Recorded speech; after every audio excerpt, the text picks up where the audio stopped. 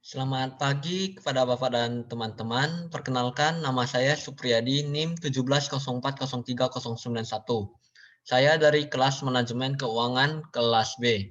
Di sini saya akan memberikan presentasi mengenai penilaian dari kinerja keuangan. Jadi referensi yang saya gunakan itu yang pertama ada dari Jurnal Analisis Kinerja Laporan Keuangan PT Bank Sulut. Yang kedua dari buku The Essential of Finance and Accounting for Financial Managers.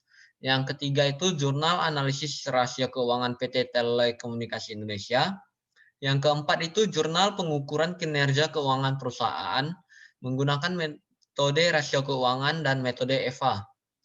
Yang kelima itu analisis economic value add dan market value add sebagai alat ukur kinerja keuangan PT Garuda Indonesia. Dan yang terakhir itu ada dari website Zahira Accounting mengenai rasio keuangan, arti jenis, dan rumusnya. Jadi yang pertama itu adalah pengertian dari kinerja keuangan. Kinerja keuangan adalah gambaran kondisi keuangan suatu perusahaan dalam periode tertentu, baik dari segi aspek penggalangan dana dan distribusi dana, yang biasanya diukur menggunakan indikator kecukupan modal, likuiditas, dan profitabilitas. Pengukuran kinerja keuangan adalah kemampuan dari suatu perusahaan dalam menggunakan modal yang dimiliki secara efektif dan efisien. Penilaian kinerja keuangan juga berfungsi untuk memperlihatkan kepada investor atau masyarakat bahwa perusahaan itu memiliki kredibilitas yang baik. Apabila kinerja dari perusahaan ini baik, maka nilai bisnisnya itu bisa bernilai tinggi. Dan dengan nilai bisnis yang tinggi, tentu saja investor akan menanamkan modalnya di perusahaan tersebut, sehingga akan terjadi kenaikan saham. Nah, jadi tujuan dari pengukuran kinerja keuangan itu ada 4. Yang pertama, untuk mengetahui tingkat likuiditas, yaitu kemampuan perusahaan untuk memenuhi kewajiban keuangan pada saat ditagih. Yang kedua, untuk mengetahui tingkat solvabilitas, yaitu menunjukkan kemampuan perusahaan untuk memenuhi kewajiban keuangannya. Apabila perusahaan tersebut dilikuidasi, baik kewajiban jangka pendek maupun jangka panjang. Yang ketiga, untuk mengetahui tingkat profitabilitas, yaitu untuk menunjukkan kemampuan perusahaan untuk mendapatkan laba selama periode tertentu. Yang keempat, untuk mengetahui tingkat stabilitas, yaitu kemampuan perusahaan untuk melakukan usahanya dengan stabil, yang diukur dengan mempertimbangkan kemampuan perusahaan untuk membayar cicilan secara teratur kepada pemegang saham tanpa mengalami hambatan. Nah, jadi di rasio keuangan itu memiliki pengertian sebagai alat dalam menganalisa dan mengukur kinerja perusahaan dengan menggunakan parameter kondisi atau data keuangan perusahaan tersebut. Rasio keuangan sendiri dibagi menjadi 4. Yang pertama itu adalah rasio profitabilitas yang digunakan untuk mengukur kemampuan perusahaan dalam menghasilkan keuntungan. Pada rasio profitabilitas ini terdapat beberapa ukuran rasio yang digunakan. Yang pertama itu margin laba kotor yang membandingkan laba kotor dengan penjualan. Yang kedua itu adalah margin laba operasi, yaitu margin yang membandingkan antara laba sebelum pajak dengan nilai penjualan. Yang ketiga itu adalah margin laba bersih, di mana yang dibandingkan itu adalah laba bersih setelah bunga dan pajak dengan nilai penjualannya juga. Yang keempat itu adalah return on asset yang digunakan untuk mengukur kemampuan perusahaan dalam menghasilkan laba. Adapun rumusnya itu adalah laba sebelum bunga dan pajak dibagi dengan total aset. Kemudian return on investment yang mana digunakan untuk mengukur kemampuan perusahaan dalam menghasilkan laba terhadap investasi yang telah dikeluarkan. Rumusnya itu adalah return on investment sama dengan laba setelah pajak dibagi dengan investasi. Nah, adapun standar industri yang terdapat pada rasio profitabilitas ini, yang pertama itu margin laba bersih, standar industrinya itu 20%. Kemudian return on investment, standar industrinya 30%, dan return on equity yang standar industrinya itu 40%. Rasio keuangan yang kedua itu adalah rasio likuiditas yang digunakan untuk mengukur kemampuan perusahaan dalam membayar atau melunasi utang atau kewajiban dalam skala jangka pendek yang harus segera dipenuhi. Nah, pada rasio likuiditas ini ada beberapa ukuran rasio yang digunakan. Yang pertama itu rasio lancar, yaitu digunakan untuk mengukur kemampuan perusahaan dalam menutup atau membayar kewajiban lancar dengan menggunakan aktiva lancarnya. Rumusnya itu adalah aktiva lancar dibagi hutang lancar dikali dengan 100%. Kemudian yang kedua itu adalah rasio cepat atau quick ratio yang digunakan untuk mengukur kemampuan perusahaan dalam menutup atau membayar kewajiban lancar dengan menggunakan aktiva lancar. Adapun rumusnya itu adalah quick ratio sama dengan aktiva lancar dikurang dengan persediaan dan dibagi oleh hutang lancar dikali 100%. Yang ketiga itu adalah cash ratio atau rasio kas yang digunakan untuk membandingkan antara kas dan aktiva lancar setara kas dengan kewajiban lancar. Rumusnya itu adalah kas ditambah dengan aktiva setara kas dibagi dengan hutang lancar dikali 100%. Adapun standar industri yang terdapat pada rasio likuiditas ini, yang pertama itu untuk current ratio itu standar industrinya 2 kali. Sedangkan quick ratio itu standar industrinya 1,5 kali. Dan cash ratio itu yang standar industrinya itu 50%. Nah, yang ketiga itu adalah rasio solvabilitas. Yang mana rasio solvabilitas ini digunakan untuk mengukur kemampuan perusahaan dalam melunasi semua kewajibannya, baik kewajiban jangka panjang maupun jangka pendek. Pada rasio solvabilitas ini terdapat beberapa ukuran rasio yang digunakan. Yang pertama itu rasio hutang terhadap aktiva atau total debt to asset ratio yang digunakan untuk mengukur persentase besarnya dana yang berasal dari hutang, baik hutang jangka pendek maupun hutang jangka panjang.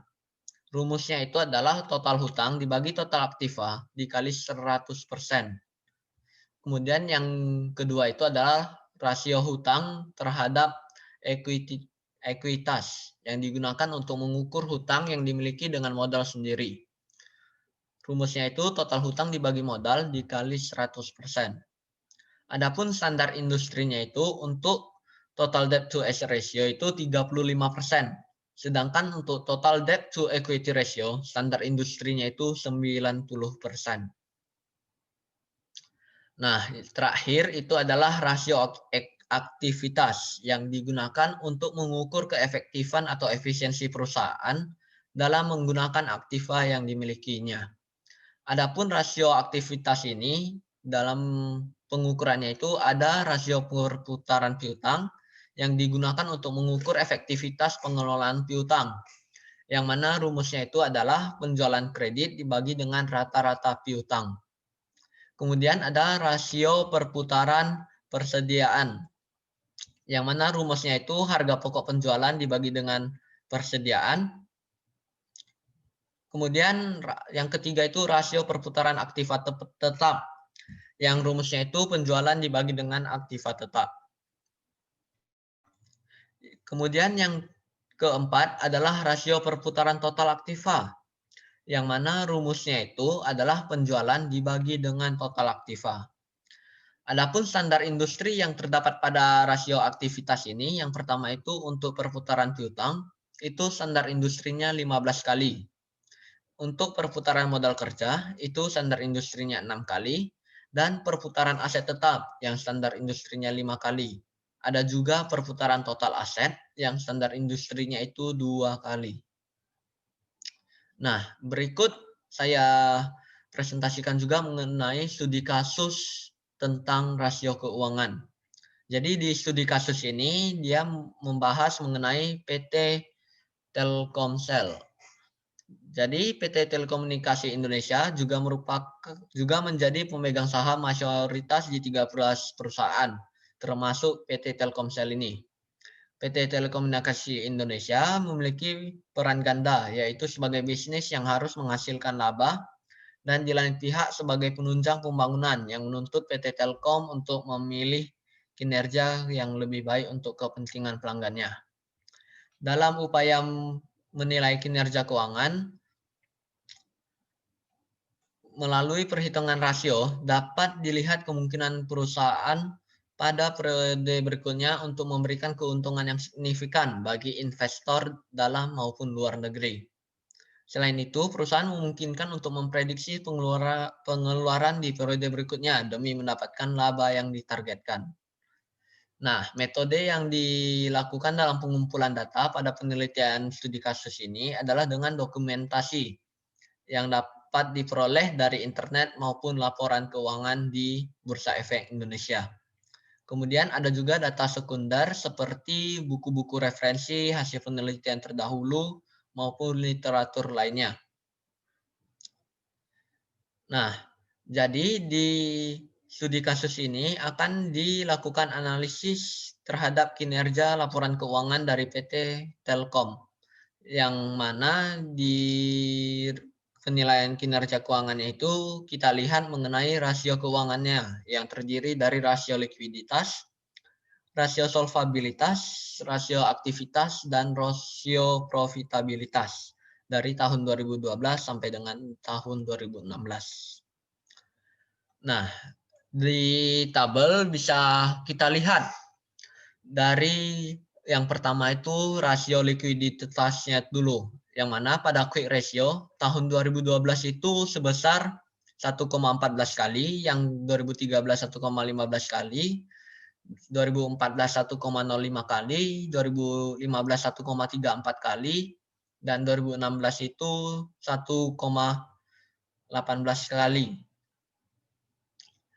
Yang mana nilai dari quick ratio ini semuanya berada di bawah rata-rata standar industri. Sedangkan untuk cash ratio itu pada tahun 2012 55%, 2013 52%, 2014 55%, 2015 itu 79%, dan 2016 itu 75%. Yang mana nilainya itu ada di atas dari rata-rata standar industri.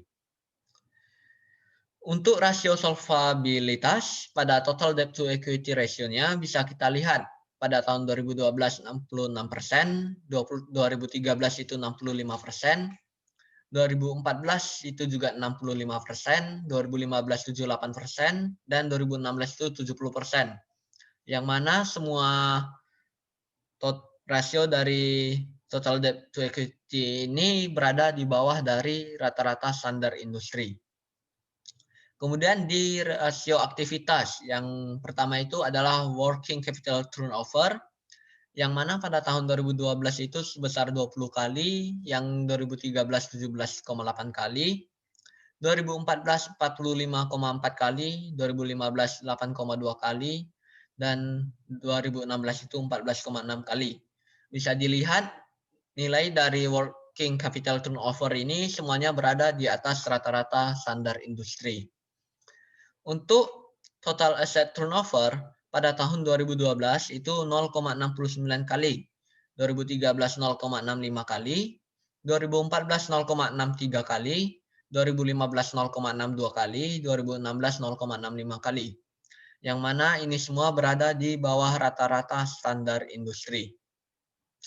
Untuk rasio profitabilitasnya, pada net profit marginnya tahun 2012 itu sebesar 23,8%, 2013 itu 24,4%, 2014 itu 23,7%, 2015 22,8%, dan 2016 itu 25%. Yang mana semua nilai rasio ini berada di atas rata-rata standar industri. Begitu juga dengan ROI-nya atau return on investment, di mana tahun 2012 itu 16,4%, 2013 itu 15,8%, 2014 itu 15%, 2015 itu 14%, dan 2016 itu 16,2%. Yang mana ini nilainya ini semua berada di bawah rata-rata standar industri. Sehingga jika dilihat dari tahun ke tahun, perusahaan ini mengalami naik turun, tetapi perusahaan ini masih berada dalam posisi liquid, yang artinya perusahaan mampu untuk membayar semua kewajiban finansial jangka pendek pada saat jatuh tempo dengan menggunakan aktiva lancar yang tersedia. Sehingga untuk rasio likuiditas pada tahun 2012 dan 2013, perusahaan itu liquid, akan tetapi terjadi penurunan pada tahun 2014 dan meningkat kembali pada tahun 2015 dan sedikit menurun di tahun 2016. Nah, pada data ini bisa kita lihat bahwa PT Telekomunikasi Indonesia ini dalam 5 tahun terakhir berada dalam kondisi liquid. Hal ini disebabkan perusahaan nilai dari rasionya itu berada di atas standar industri. Yang kedua itu adalah pada rasio solvabilitas yang dapat diambil kesimpulan bahwa PT Telekomunikasi Indonesia tidak mampu membayar hutang-hutangnya dengan aset yang dimiliki, dikarenakan menurunnya nilai aset pada tahun 2012 sampai dengan 2014. Meskipun mengalami kenaikan pada tahun 2015, namun pada tahun 2016 itu kembali mengalami penurunan. Sehingga bisa dilihat tadi bahwa perusahaan itu tidak liquid karena berada di bawah dari rata-rata standar industri. Untuk rasio aktivitasnya itu bisa dilihat dari perputaran modal kerja pada tahun 2012 sampai dengan 2016 yang mengalami naik turun, tetapi masih berada di atas dari standar industri. Namun untuk rasio aktivitas yang menggunakan perhitungan perputaran total aset dari tahun 2012 sampai 2016 itu mengalami naik turun dan berada di bawah dari standar rata-rata industri. Sehingga bisa diambil kesimpulan bahwa dalam perhitungan perputaran modal kerja itu perusahaan dalam keadaan liquid. Tetapi pada rasio perputaran total asetnya, perusahaan itu dalam kondisi tidak liquid. Untuk rasio profitabilitas, dengan menggunakan perhitungan margin laba bersih dari tahun 2012 sampai 2016 itu juga berada di atas standar industri. Namun, untuk rasio profitabilitas dengan menggunakan perhitungan hasil pengembalian investasi atau return on investment ataupun ROI tadi, itu dari tahun 2012 sampai dengan 2016 itu berada di bawah standar industri. Sehingga bisa diambil kesimpulan untuk perhitungan margin laba bersih itu perusahaan dalam kondisi liquid. Namun dalam perhitungan pengembalian nilai investasinya, perusahaan itu dalam kondisi tidak liquid. Nah, jadi kesimpulannya dari rasio likuiditas ini dengan analisis quick ratio dan cash ratio dari 2012 sampai dengan 2015 itu dapat dilihat bahwa terdapat rasio yang berada di atas standar industri sehingga masih bisa dikatakan perusahaan ini liquid. Untuk rasio solvabilitas bisa dilihat tadi ada nilai rasio yang berada di bawah standar industri sehingga bisa dikatakan bahwa perusahaan itu tidak liquid apabila dilakukan perhitungan dengan menggunakan rasio solvabilitas. Untuk rasio aktivitas itu dengan perhitungan working capital turnover itu bisa dilihat bahwa nilai rasionya itu berada di atas rata-rata standar nasional sehingga perusahaan ini juga bisa dikatakan liquid karena nilai rasionya itu berada di atas standar nasional. Untuk yang rasio aktivitas dengan analisis total asset turnover itu dikatakan tidak liquid karena nilai rasionya itu berada di bawah dari standar nasional. Sedangkan untuk rasio profitabilitas dengan analisis net profit margin itu perusahaan dapat dikatakan liquid karena berada di atas dari nilai standar rata-rata industri nasional, akan tetapi pada analisis return on investment-nya itu tidak liquid karena berada di bawah dari rata-rata standar nasional industri. Nah, jadi kesimpulannya, pada tingkat likuiditas, solvabilitas, aktivitas, dan profitabilitas, maupun dari laporan keuangan yang diperlihatkan oleh PT Telekomunikasi Indonesia ini, dapat diambil kesimpulan bahwa keuangan dari PT Telekomunikasi Indonesia ini sudah baik. Hanya saja untuk beberapa rasio itu terdapat penurunan persentase dan ada juga yang dalam kondisi tidak liquid. Namun secara keseluruhan itu perusahaan keuangannya itu bisa dikatakan sudah cukup baik. Nah, selanjutnya adalah penjelasan mengenai ekonomi value add atau EVA. EVA adalah suatu estimasi dari laba ekonomis yang sebenarnya dari bisnis untuk tahun yang bersangkutan dan sangat jauh berbeda dari laba akuntansinya. EVA ini mencerminkan laba residu yang tersisa setelah biaya dari seluruh modal, termasuk modal ekuitas, telah dikurangkan. Sedangkan laba akuntansi itu ditentukan tanpa mengenakan beban untuk modal ekuitas. Adapun tolak ukur pada metode EVA itu yang pertama, apabila nilai EVA-nya itu lebih besar dari 0, maka terjadi proses nilai tambah pada perusahaan. Yang kedua, apabila nilai EVA sama dengan 0, menunjukkan posisi impas perusahaan. Dan apabila EVA itu lebih kecil dari 0, maka dapat dikatakan artinya itu total biaya modal perusahaan lebih besar daripada laba yang diperoleh setelah pajak.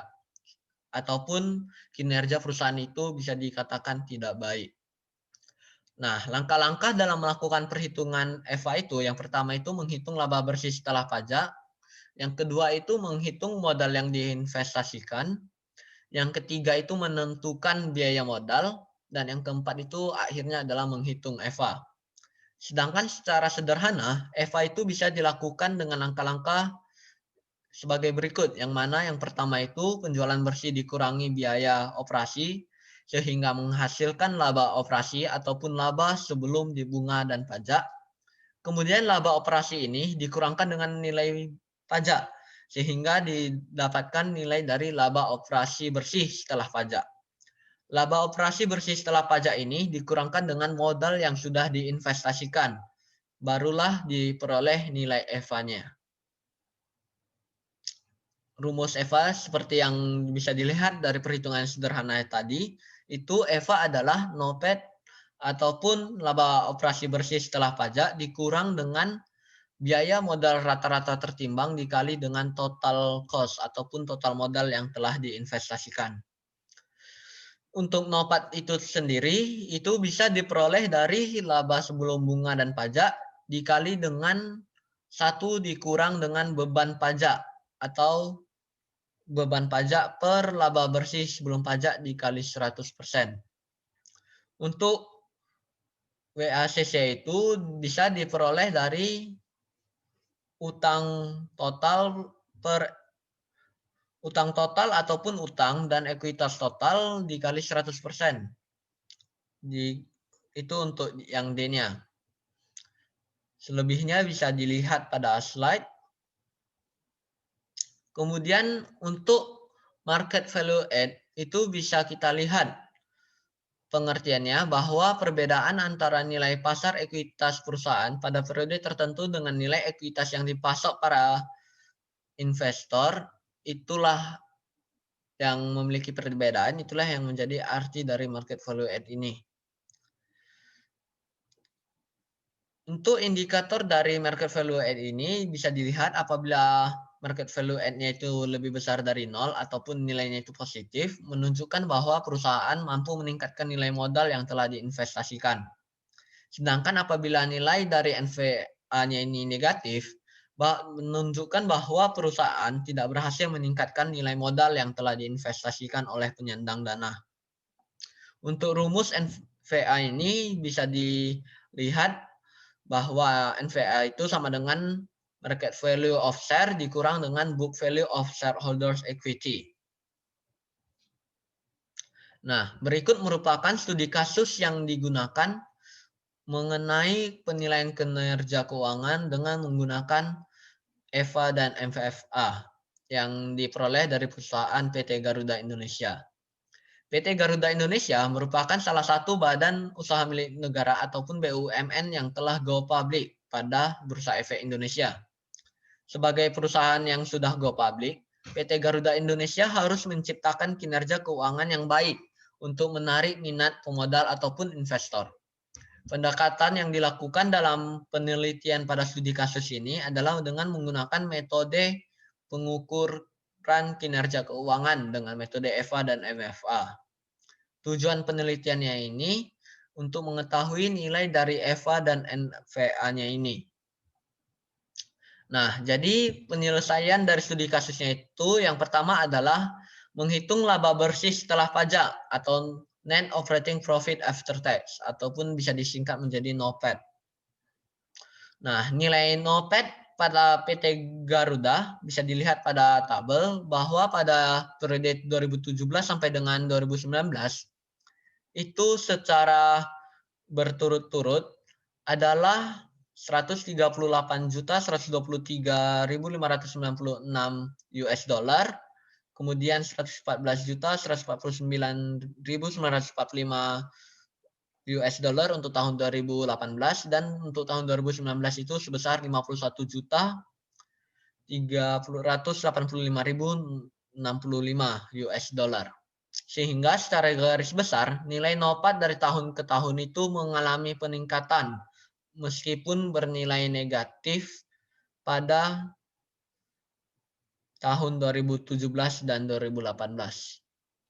Nilai NOPAT yang bernilai negatif ini bisa dilihat karena beban usaha yang lebih besar daripada pendapatan usaha perusahaan yang menyebabkan earning before tax-nya itu bernilai negatif. Namun nilai NOPAT-nya ini bernilai positif juga akhirnya pada tahun 2019.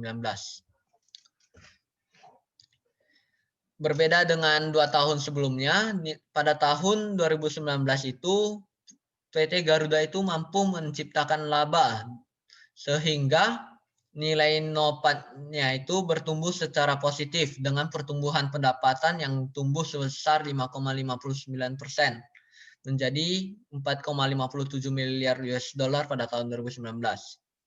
PT Garuda juga berhasil menekan beban usaha menjadi 4,41 miliar US dollar atau lebih kecil 4,02% daripada tahun 2018 yang sebesar 4,59%. Nah, yang langkah kedua adalah mengidentifikasi dan menghitung beginning of year invested capital atau BOIC.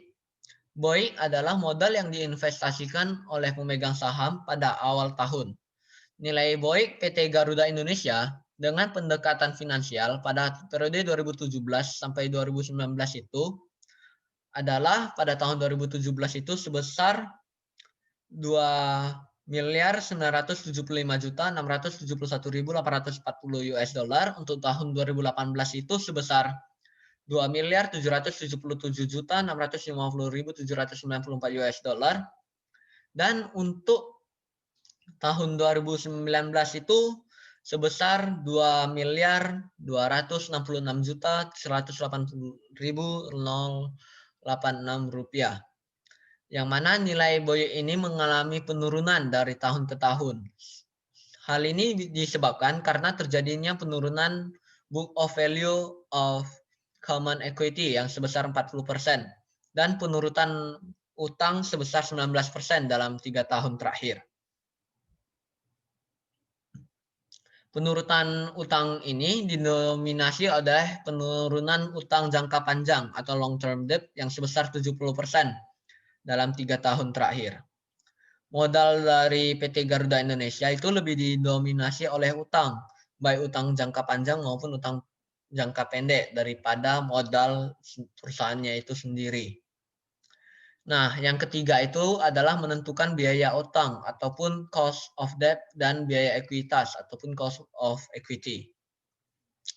Untuk biaya utangnya itu, langkah pertama yang dilakukan adalah menghitung besar biaya utang sebelum pajak dengan cara membagi besarnya beban bunga yang dibayarkan oleh PT Garuda dalam 1 tahun dengan jumlah utang yang menghasilkan bunga tersebut.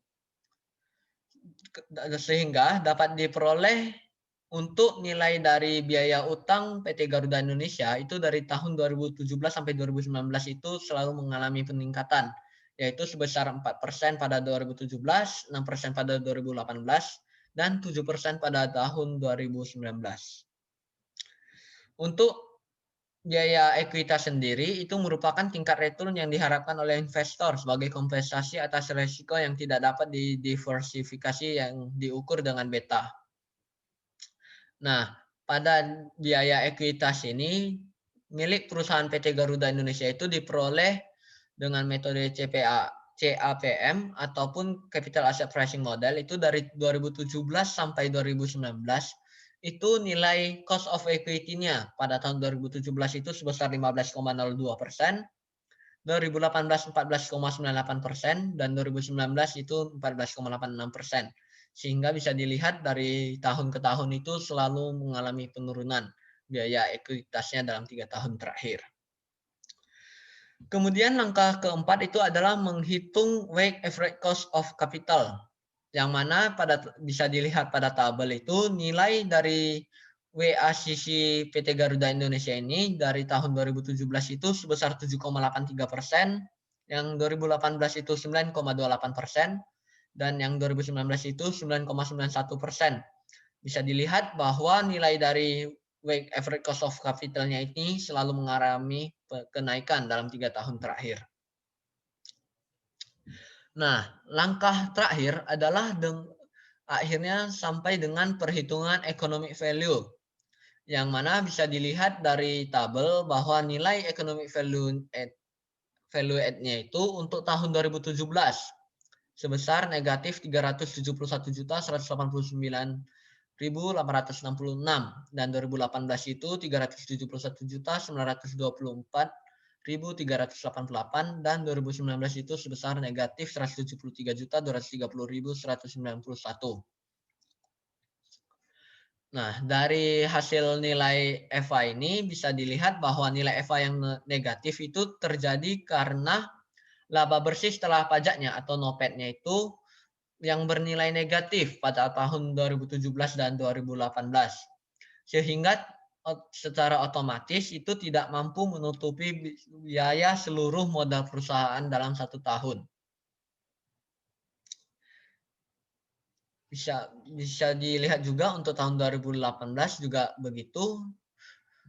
Nah, untuk tahun 2019 itu diperoleh nilai EVA-nya itu diperoleh negatif 173.320.191.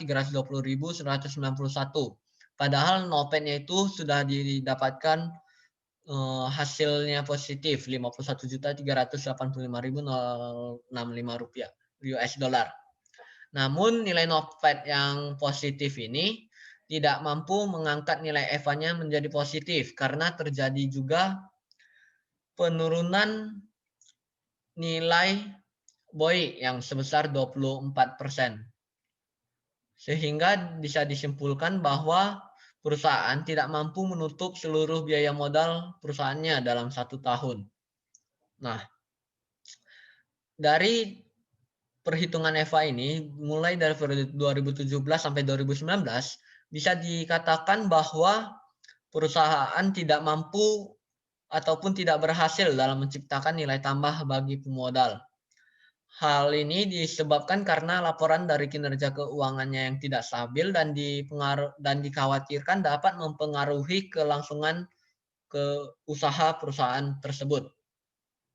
Oleh karena itu, PT Garuda Indonesia itu harus melakukan evaluasi atas tingkat profitabilitas dan tingkat biaya modal perusahaannya. Sedangkan untuk analisis NVA itu pada 2017 itu diperoleh nilainya itu negatif 313.909.646 US dollar. Yang mana itu diperoleh dari nilai pasar sahamnya dikurangi dengan nilai bukunya. Nilai NVA yang negatif pada 2017 dan 2018 itu dipengaruhi oleh penurunan harga saham Garuda Indonesia, yang mana penurunannya itu mengalami penurunan sebesar 11% yang di tahun 2016 akhir itu Rp340 menjadi Rp304 pada akhir tahun 2017. Dan pada tahun 2018 juga mengalami penurunan nilai saham sebesar 5% menjadi Rp288. Hal ini menunjukkan bahwa perusahaan tidak mampu meningkatkan kekayaan para pemegang sahamnya. Sedangkan untuk nilai NVA pada 2019 itu mendapatkan hasil yang positif karena harga saham perusahaan itu mengalami kenaikan yang cukup signifikan sebesar 73% yang dari awalnya itu Rp288 pada akhir 2018 menjadi Rp498 pada akhir 2019. Meskipun nilai ekuitas perusahaan pada 2019 itu mengalami peningkatan sebesar 16%, namun peningkatan nilai pasar ekuitasnya ini masih lebih besar sehingga bisa diperoleh nilai dari NVA-nya itu positif. Sehingga bisa dikatakan bahwa perusahaan berhasil meningkatkan kekayaan para pemegang sahamnya ataupun investornya di tahun 2019 ini setelah mengalami kerugian di tahun 2017 dan 2018. Nah, dari beberapa studi kasus yang sudah disampaikan tadi, itu terdapat beberapa kriteria yang menyatakan apabila kinerja keuangannya itu bisa dikatakan baik ataupun buruk. Kinerja keuangan yang baik itu terjadi apabila pengeluarannya itu lebih kecil pastinya itu daripada pemasukan dan juga memiliki hutang yang kecil dan keuntungannya itu terus meningkat dari setiap tahunnya. Selain itu juga diperlukan dana cadangan apabila suatu waktu terjadi hal yang tidak diinginkan itu terjadi. Sedangkan untuk perusahaan yang memiliki kinerja keuangan yang buruk, itu bisa dilihat dari pengeluarannya yang lebih besar daripada pemasukan, hutangnya yang banyak, keuntungannya yang tidak stabil, bahkan cenderung menurun setiap tahunnya dan tidak memiliki dana cadangan. Nah, saran bagi perusahaan yang memiliki kinerja keuangan yang buruk, itu yang pertama yang mungkin bisa dilakukan perusahaan itu adalah membuat daftar kebutuhan khusus mengenai pengeluaran, sehingga bisa meminimalisir pengeluaran yang tidak diperlukan. Yang kemudian yang kedua itu memperjelas laporan arus kasnya ataupun cash flow-nya yang terjadi pada perusahaan sehingga bisa dilihat di titik mana perusahaan itu mengeluarkan biaya yang cukup besar. Kemudian bisa juga yang ketiga itu saran yang ketiga perusahaan itu memiliki pinjaman atau hutang yang bisa dibayar tepat waktu atau bisa mungkin untuk segera dilunasi sehingga tidak mengalami beban pada bunga pinjaman. Kemudian yang keempat itu adalah melakukan pelatihan pada aset perusahaan seperti pegawai ataupun meningkatkan sistem perusahaan itu di bidang teknologinya. Nah, berikut dari saran yang bisa disampaikan kepada perusahaan apabila kinerja keuangannya itu buruk. Dan sekian juga dari presentasi saya mengenai penilaian kinerja keuangan. Saya mohon maaf apabila ada kesalahan kata ataupun ada penyampaian yang kurang jelas. Terima kasih juga kepada Bapak dan teman-teman yang telah memberikan saya kesempatan dalam menyampaikan presentasi yang saya telah buat. Terima kasih kepada Bapak dan teman-teman.